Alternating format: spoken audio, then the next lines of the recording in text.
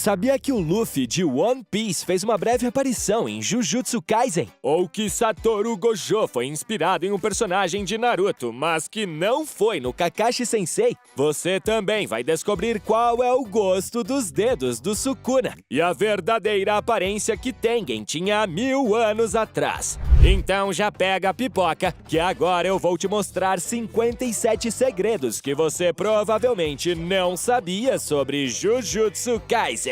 Bora lá! O criador de Jujutsu Kaisen é um autor muito misterioso que atende pelo nome de Gege Akutami, mas esse provavelmente nem é o seu nome verdadeiro. Até hoje, ninguém sabe ao certo como é o rosto de Akutami. E mesmo que ele dê indícios que seja do sexo masculino, nem sequer seu gênero ainda foi 100% confirmado. Pra você ter ideia do nível que estamos falando, o autor já participou de uma entrevista todo trajado em um cosplay do personagem Mekamaru, só pra não deixar nenhuma parte do seu corpo visível. Ninguém sabe o motivo do autor querer esconder sua identidade, e não parece que isso será revelado tão cedo. Quando o anime de Jujutsu Kaisen de fato foi lançado em 2021, ele precisou competir contra grandes nomes como Attack on Titan, Dr. Stone e Reincarnated as a Slime. O anime novato superou todos eles em audiência e popularidade, e até mesmo a venda dos mangás derrotou a concorrência. Nessa época, quem dominava era Demon Slayer, com 29 milhões de cópias vendidas. Mas Jujutsu Kaisen ultrapassou a marca dos 30 milhões! Assim como o nascimento de Gojo abalou o mundo dos feiticeiros, parece que o surgimento de Jujutsu Kaisen abalou o mundo dos otakus. Yoaimo! Antes de se chamar Jujutsu Kaisen, a obra passou por duas mudanças de nome. Primeiro começou como Jutai Titan, depois virou Jujutsu Sousen, até se tornar o Jujutsu Kaisen que conhecemos hoje. E sua tradução pode ser entendida como Batalha de Feitiçaria. De acordo com o autor, Ryomen Sukuna nunca teve esposa ou filhos durante sua vida como humano. Então, isso significa que não existe nenhum descendente do Rei das Maldições. Satoru Gojo é o único feiticeiro capaz de usar a expansão de domínio várias vezes ao dia, enquanto que a maioria dos outros feiticeiros não conseguem usar mais do que uma vez. O Hakari é a única exceção, mas ele só consegue lançar sua expansão repetidamente depois de acertar o jackpot do seu domínio, que reabastece sua energia amaldiçoada. Oficialmente, existem 4 feiticeiros considerados de grau especial, sendo eles o nosso menino Gojo, o Suguru Geto, o Yuta Okotsu e a Tsukumo Yuki. Porém, se fosse pra gente considerar todos os feiticeiros que já foram mostrados, mais 2 deles poderiam entrar nessa categoria facilmente. Estou falando, obviamente, do Sukuna e do Kenjaku. O protagonista, Yuji Itadori, já era considerado sobre-humano mesmo antes de ter acesso à energia amaldiçoada, sendo até mesmo apelidado de O Tigre do Colégio West Junior por sua força e resistência. E não é pra menos. Mesmo sem energia amaldiçoada, o cara já mostrou que consegue destruir paredes com extrema facilidade, lançar uma bola de chumbo com força suficiente para dobrar uma trave de futebol e até mesmo arremessar um carro, mano. No quesito velocidade, ele foi capaz de percorrer uma pista de 50 metros em apenas 3 segundos, o que indica que mesmo sem energia amaldiçoada, ele pode correr a velocidades de 60 km por hora. Já foi revelado que Gojo é um grande fã de Gundam, uma série focada em mechas gigantes. É dito, inclusive, que ele até possui uma coleção de réplicas desses robôs. Isso significa que o Mobile Suit Gundam existe no verso Jujutsu Kaisen. Toji Fushiguro parece só mais um assassino sangue frio, mas o que muita gente não sabe é que ele sofreu muito durante sua infância nas mãos do clã Zenin. Inclusive, foi revelado que a razão por trás da cicatriz que ele tem na boca é porque ele foi jogado em um poço cheio de espíritos amaldiçoados quando ainda era apenas uma criança. No início da série, os penteados de Yuta Okotsu e Inumaki Togi deixavam eles tão parecidos com Megumi e Itadori que o Akutami precisou até fazer fazer uma mudança no cabelo dos personagens. Atualmente, Yuta e Inumaki são completamente diferentes do Megumi e do Itadori. Mas vamos ser sinceros, se não tivesse essa mudança, eles seriam praticamente irmãos gêmeos. Você já notou que o olho que aparece dentro da expansão de domínio do Gojo se parece muito com um buraco negro? Será que o Akutami fez isso de propósito, representando alguma coisa, ou foi pura coincidência?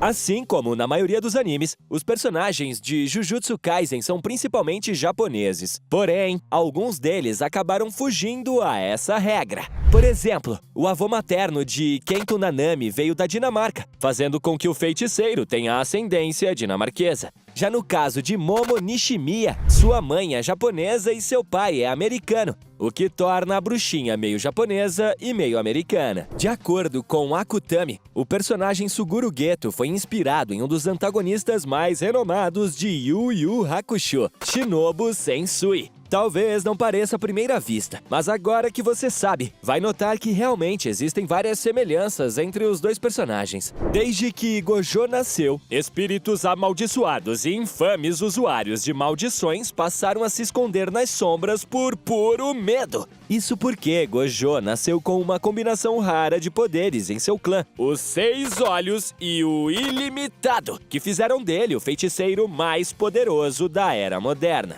Uma coisa que muita gente não sabe é que, além do Gojo ter uma quantidade absurda de energia amaldiçoada, por conta dos 6 olhos, ele ainda tem seu consumo de energia reduzido a algo próximo de 0, fazendo com que Gojo definitivamente nunca fique sem energia amaldiçoada. Você sabia que Mahito é um grande fã do personagem Perry, o ornitorrinco, do desenho Phineas e Ferb? É justamente por isso que ele transformou o Junpei em um monstro semelhante a um ornitorrinco deformado. E pior que eu nem tô brincando, pois isso até já foi confirmado. Nanami é, sem dúvidas, um dos personagens mais bondosos e responsáveis da série. Mas ele poderia ter sido bem diferente se Akutami tivesse mantido sua ideia original pro personagem. Isso porque ele foi originalmente planejado para ser um vilão. Porém, mais tarde, o autor decidiu mudar o papel do personagem, após perceber sua importância em certas cenas da história. O aniversário de Megumi é dia 22 de dezembro, o de Itadori é no dia 20 de março e o da Nobara é no dia 7 de agosto. Já o sensei Satoru Gojo faz aniversário em 7 de dezembro. E aí, alguém faz aniversário no mesmo dia dessa lenda? Foi confirmado por Akutami que Kokichi Muta é uma homenagem ao personagem Makoto Shishio do anime Samurai X. Além disso, a animação do seu Ultimate Mechamaru modo absoluto em sua luta contra Mahito teve diversas referências ao anime Evangelion. No momento em que o Mechamaru soltou o seu primeiro rugido, quem realmente é fã de Evangelion já pensou: Unidade 01, é você? Uma das coisas mais nojentas e perturbadoras de Jujutsu Kaisen é ver o Itadori engolindo os dedos do Sukuna, não é verdade? Quando ele faz isso, dá pra ver na cara dele que os dedos têm um gosto terrível. Só que na verdade o gosto é bem diferente do que você imagina. Em um livro de perguntas e respostas, o autor disse que os dedinhos do Sukuna têm gosto de sabão. Ainda bem nojento, mas não exatamente o que a gente esperava, já que sabão é um gosto bem mais aceitável do que o de carne podre, que seria o esperado por comer um dedo que está apodrecendo há 1000 anos. Todo ano, milhares de mangakás determinados enviam seus mangás para o Shonen Jump no intuito de serem selecionados, mas pouquíssimos deles sequer recebem uma resposta da empresa. Assim, Akutami enviou sua obra para a empresa apenas como uma piada, sem esperar que realmente fosse conseguir um feedback. Para sua surpresa, um editor o contactou de volta e admitiu que o autor tinha um grande potencial. E o resto é história. É triste saber, mas o sensei Akutami tinha planos para que o Itadori permanecesse morto depois da cena em que o Sukuna arranca o coração dele. Isso se a serialização de Jujutsu acabasse não dando muito certo. Porém, o autor mudou de ideia quando viu que o mangá estava indo muito bem na Shonen Jump. O anime não passa muito tempo focando no relacionamento de Megumi com seus Shikigamis, mas acontece que ele se preocupa muito com eles, como se fossem da sua família. Sempre que um deles é destruído, Megumi fica super chateado com isso. Na verdade, ele fica mais triste quando perde um Shikigami do que pela morte de uma pessoa. Tengen é de longe o feiticeiro mais antigo a ser introduzido em Jujutsu Kaisen. Mas você sabia que antes de se parecer com um dedão humanoide, Tengen tinha a forma de um humano normal? Essa é a verdadeira aparência de Tengen antes de se transformar nesse mutante que a gente conhece agora. Isso confirma vários diálogos que davam a entender que o personagem era uma mulher. Pelo menos parece ser do sexo feminino nessas imagens. A personagem acabou ficando com essa aparência monstruosa por conta da sua técnica inata, que lhe concede vida eterna. O problema dessa técnica é que mesmo Tengen sendo praticamente imortal, seu corpo ainda passa normalmente pelo processo de envelhecimento. E isso é o que acontece com uma pessoa que vive mais de 1000 anos, enquanto seu corpo vai evoluindo no processo. Gojo sempre foi um grande fã de Digimon. E ele provou que realmente gosta dos monstrinhos digitais quando fez referência a eles para explicar uma de suas missões. Satoru e Geto haviam recebido a missão de escoltar o receptáculo de plasma estelar até a mestra Tengen, que, como você já sabe, possui uma técnica que lhe concede vida eterna. E por isso, ela precisa se fundir com o receptáculo para reiniciar seu corpo e assim não evoluir para uma existência incontrolável. Gojo explica que a evolução de Tengen seria aceitável se ela parasse no estágio de Metal Greymon. Porém, se Tengen evoluísse completamente, ela seria como uma Skull Greymon, um Digimon que perde a capacidade de pensar racionalmente e ataca qualquer um em seu caminho. Então, a missão basicamente tinha como objetivo resetar a mestra Tengen para a forma de um Coromon, uma das formas iniciais desse Digimon.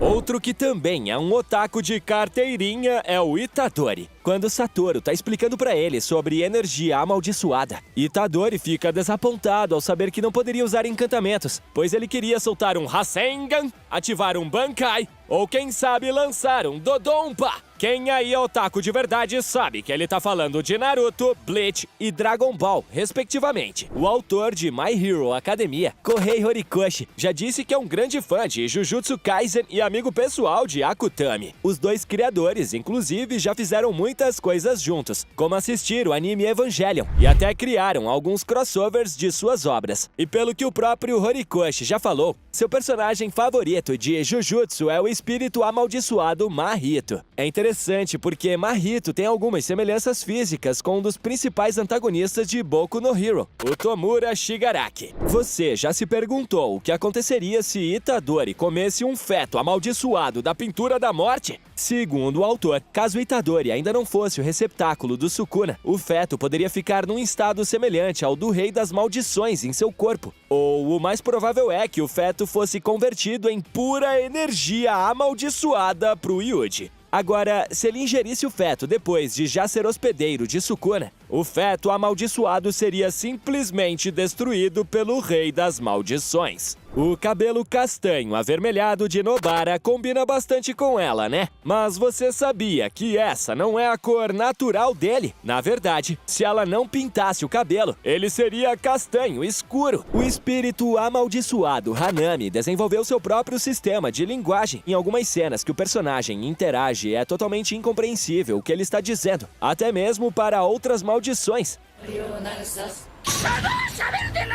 Mas a sua linguagem é mais simples do que parece, pois Hanami simplesmente fala tudo de forma invertida. Então, se você quiser entender o que o personagem tá falando, basta reproduzir o vídeo de trás pra frente. Você sabia que o Itadori tem resistência a todos os tipos de veneno? Isso acontece porque o Sukuna também é conhecido como o Rei dos Venenos. Parece que o cara é rei em tudo, né? O Yuji até vai sentir uma dorzinha causada pelo veneno, mas ele praticamente não vai ser afetado de mais nenhuma forma pela substância. Essa habilidade foi demonstrada pela primeira vez durante sua luta contra o Junpei, quando Itadori conseguiu resistir ao veneno do Shikigami Moondrags. Todo mundo que viu o prequel Jujutsu Kaisen 0 sabe que o Yuta é o grande protagonista do filme, né? Mas você sabia que originalmente era pra ele ser o protagonista até mesmo da série principal de Jujutsu Kaisen? Para começar, Akutami nunca pensou que daria continuidade na história além dos eventos do volume 0, que pra quem não sabe é um one-shot. Para a sorte do Itadori, o autor sentiu que o personagem de Yuta já estava muito desenvolvido para novos leitores, e assim ele optou por criar Yuji como o protagonista definitivo da série principal, tornando Yuta um coadjuvante que retornaria somente mais tarde no mangá. Você acha que Jujutsu teria sido melhor se Yuta fosse o protagonista? Conta aí pra gente nos comentários. Akutami também já confirmou que, embora Itadori seja o protagonista, ele até agora não sabe exatamente o que fazer com ele no final da história. Porém, existe um personagem do qual seu futuro na obra já foi meticulosamente calculado. E esse alguém é o Megumi. Seria isso algo bom ou ruim? Você já se perguntou por que o Sukuna tinha 4 braços, 2 pares de olhos e 2 bocas na sua forma verdadeira, mesmo que na época ele fosse humano? Bom, até hoje isso não foi confirmado. Mas rolam algumas teorias por aí falando que ele pode ter sido um gêmeo siamês, ou que ele aprendeu a moldar seu corpo alterando a forma da sua alma, igual o Mahito. Eu particularmente imagino que ele tenha aprendido a evoluir em uma forma parecida com o Tengen, e criou partes extras no seu corpo para facilitar as suas batalhas. Pelo menos os 4 olhos nós vimos que os personagens têm em comum, o que acaba reforçando essa teoria. E você, acredita em qual dessas possibilidades? Para não ativar os efeitos da sua fala amaldiçoada, Inumaki se comunica somente usando ingredientes da culinária japonesa. Mas você sabia que ele não sai falando qualquer coisa aleatoriamente? O autor já revelou pra gente que suas palavras têm um significado. É usado para afirmação. Ele usa para negação. Ele usa no sentido de diga. Significa você está bem? Significa falar com alguém. E é uma saudação que ele usa para cumprimentar alguém. Sabia que quando Sukuna assume o corpo de Itadori, as tatuagens que surgem na pele dele são aparentemente invisíveis às pessoas de Jujutsu? Existe uma teoria que essas tatus servem apenas para que nós, o público, possamos entender quem está no controle do corpo de Yuji. E realmente parece que elas não são visíveis a nenhum personagem da obra, tirando as maldições, como o Jogo, que já afirmaram que podem ver as marcas. Existem vários momentos que colaboram com essa teoria, como quando o Gojo, que enfrentou o Sukuna diretamente, pergunta para Itadori: qual deles você é agora? Ou em Shibuya, quando o Rei das Maldições aparece ao lado do Panda, e ele se pergunta se aquele é o Itadori. Ainda nesse mesmo arco, quando o Sukuna carrega o corpo de Megumi até onde estava Shokuyeri, o diretor Yaga se questiona se quem ele viu por um momento era o Itadori ou o Sukuna. E no mangá, parece que o autor realmente quis comprovar essa teoria pra gente, pois nessa mesma cena em que Yaga está se questionando, a imagem que ele aparentemente vê é de um Itadori sem nenhum desenho em seu rosto, sendo que naquele momento era de fato o Sukuna que estava assumindo o corpo. Ao que parece, somente maldições e espíritos amaldiçoados podem ver as tatuagens. Akutami já confirmou que Sukuna não foi inspirado em um personagem específico. Na verdade, ele é um aglomerado de inspirações que o autor recolheu após ler várias histórias de lendas urbanas na internet e condensou várias delas para criar o Rei das Maldições. E você sabia que o Gojo é inspirado em um personagem de Naruto? Agora você deve estar pensando: ah, todo mundo sabe que ele foi inspirado no Kakashi, óbvio. Mas e se eu te falar que por mais que os dois sejam bem parecidos, o Gojo não foi inspirado no Kakashi? O Akutami revelou que Satoru é na verdade inspirado em um personagem relativamente desconhecido de Naruto chamado Tobitaki Tombo. O design de Gojo até pode ter sido inspirado em um personagem de Naruto, mas seu jeitão e personalidade podem muito bem ter como inspiração o personagem Urahara Kisuki de Bleach, já que o Akutami declarou abertamente que um dos motivos que o levou a ser um mangaka foi justamente após ler o mangá de Bleach. É só olhar para a personalidade dos personagens. Ambos são mentores brincalhões e bem despreocupados, mas que ao mesmo tempo escondem um lado sério e um poder esmagador.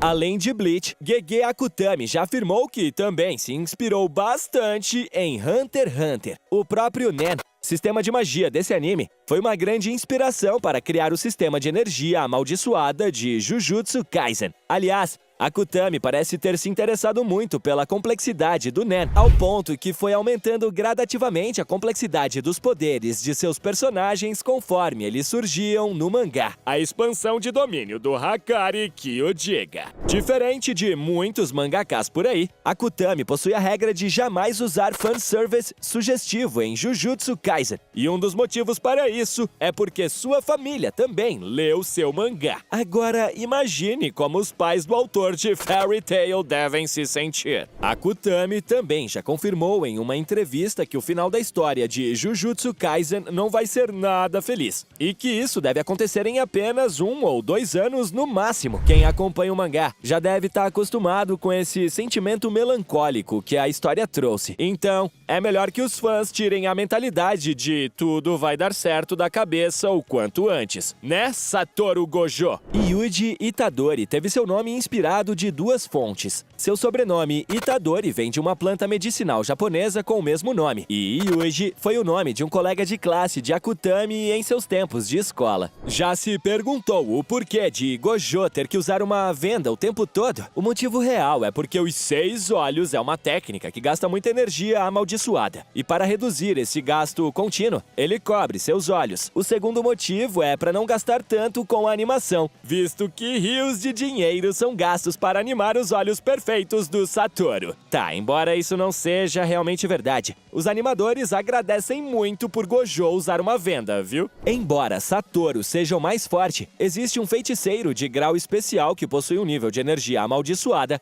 ainda maior do que o dele. E esse alguém é Yuta Okotsu. Isso se deve principalmente à sua conexão com o espírito vingativo de sua amada, Rika Orimoto, que possui tanta energia amaldiçoada que foi até considerada a rainha das maldições. Como o estúdio Mappa também é responsável por animar Attack on Titan, eles aproveitaram para colocar um pequeno easter egg dos gigantes pelados em Jujutsu Kaisen. Você se lembra dessa corrida desengonçada de Nobara e Itadori? Pois é, ela foi baseada na mesma maneira de correr dos titãs de Attack on Titan, especificamente desse titã maluco aqui. Lembra de quando havia a suspeita de alguém dentro da escola Jujutsu que estava vazando informações? Bom, como vocês já devem saber agora, esse alguém era o Mekamaru. O problema é que ele fez isso para negociar um corpo saudável para si mesmo com o Mahito, já que ele tinha um corpo debilitado por conta da sua restrição celestial. E assim, com um corpo novo,